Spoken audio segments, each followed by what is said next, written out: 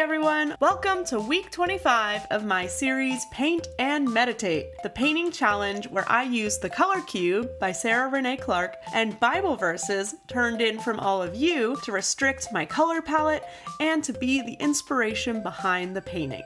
And today's colors: platinum, gray, charcoal, and black. And today's Bible verse: 2 Corinthians 5:21. Let's get painting.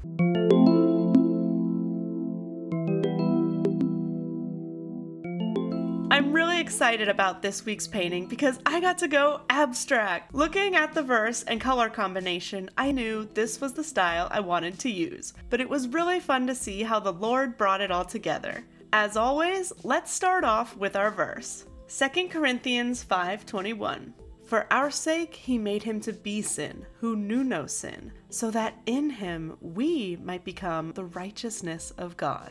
For this painting, I grabbed a square 12 by 12 canvas I had laying around, which was going to be perfect with this image. I'd be painting 4 squares, all with a similar pattern, but going in different directions. I would take each square one at a time and use painter's tape to keep them from blending into one another. The plan was to have a gradient from dark to light in each mini square. A simple task overall, but you'll see I did run into some human error along the way.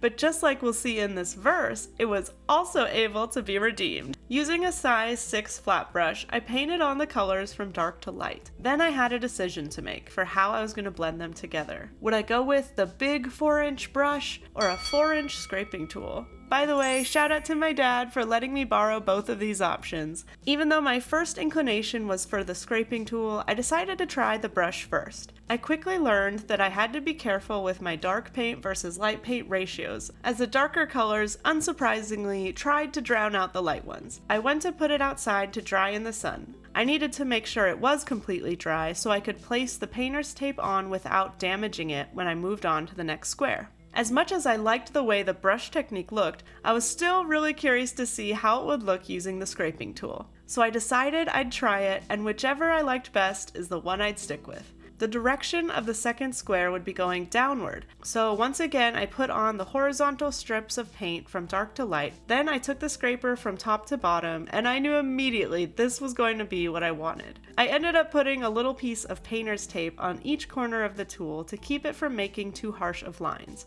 I had to find the perfect blend between the pressure, the angle, and the speed of using the scraper to get a smooth blended look. I found that near the edges of the canvas, because of the wood frame underneath, the scraper didn't lay as flat, and as a result would have more of a choppy look in the paint, which I actually kind of liked because of the texture it added to the piece. It's cool how this verse pretty much lays out for us the entire gospel and heart of the Christian faith as we see this transfer happening between us and God. Each square in this painting correlates to a part in this scripture reflecting this transaction. When we see the darker paint, it is representing us and sin, while when the lighter colors are visible, it is representing God and His goodness. So let's break it down. For our sake he made him. What we are about to learn in the rest of this verse happened for our sake. God had put into motion a plan that was going to be for our benefit. Because of His great love for us, He was willing to send His Son, Jesus, to carry out this plan that would save our lives. As I got to the third square, I was so focused on getting the ratios right with the dark and light paint and making sure the scraper tool was covered on those corners and going to flow smoothly that I totally placed the orientation of this square the wrong direction. But we just kept pressing forward and tried it out again. What Bible verse would you like to see me paint and meditate on? Drop it in the comments below, and don't forget to subscribe so you don't miss seeing it in a future video. To be able to do this, Jesus had to become sin, even though He knew no sin. What this means is that Jesus had to take on the punishment for all the sin of mankind. The wages of sin are death, so through Jesus' sacrifice on the cross, He paid the death penalty in our place. The darkness of our sinful nature was placed upon the pure light and holiness of God incarnate. But the story doesn't end there. Jesus, being perfect and sinless, rose again to life, having victory over death, and making the way for us to have a right relationship with God. So that in him refers to when we place our faith in Christ. This is a union between us that takes place as the Holy Spirit comes to dwell within us when we believe in Jesus. And as a result of this union, the transaction becomes complete as we are now clothed in the righteousness of God. We, who were undeserving and separated from the Lord because of our sin, are now able to draw near to the very presence of God and be made right in his eyes. We acknowledge our sin, laying it down before him and asking for his forgiveness, which he so eagerly and plentifully gives to us, and we become the righteousness of God.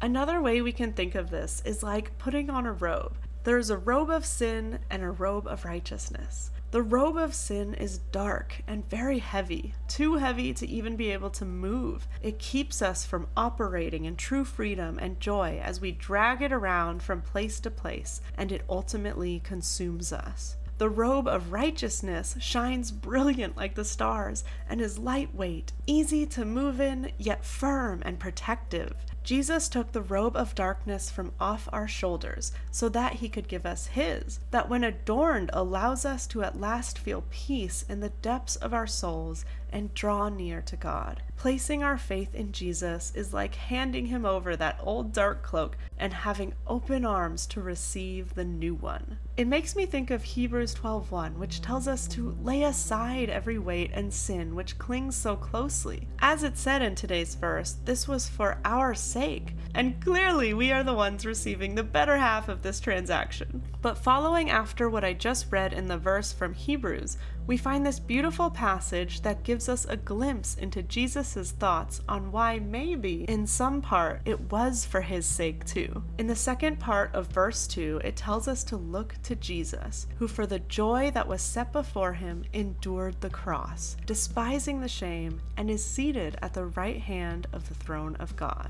The joy set before Jesus was knowing that this momentary affliction was going to lead to the reconciliation of mankind to himself, that on the other side of the cross he would be victorious, and the power of sin over those he loved so dearly would be defeated. His joy of being united with us and knowing that we would be able to live in eternity with him gave him the strength to endure the emotional, physical, and spiritual pain he faced through his sacrifice. I love how the Lord took such a simple painting idea and spoke so much meaning through it this week. Meditating on these things as I painted gave me a deeper appreciation for this transfer and what it means for me and my relationship with God. The way I cherish and long to be able to draw near to him in times when I'm up and even times when I'm down is also shared by Jesus. He delights in his relationship with us, to at last beholding the very joy that sustained him on the cross in his loving arms. Dwelling in his presence is the result of this gift of becoming righteous in God's eyes, not because we could ever do anything to earn it on our own, but because we believe and trust in the unconditional love of Jesus.